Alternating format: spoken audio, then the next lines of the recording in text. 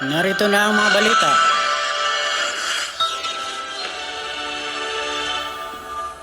Humahagupit ang mga balita. Nandito na po. Balitang hali, dito lamang.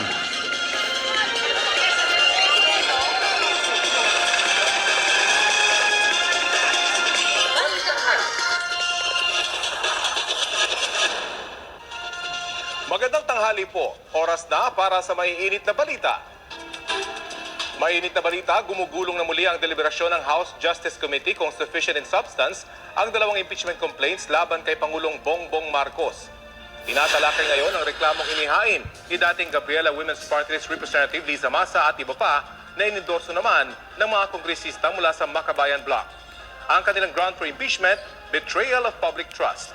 Kabilang sa mga pinagbatayan ng anilay kickback scheme mula sa budget at pag-abuso umano ni Pangulong Marcos sa pagpapatupad ng unprogrammed appropriations.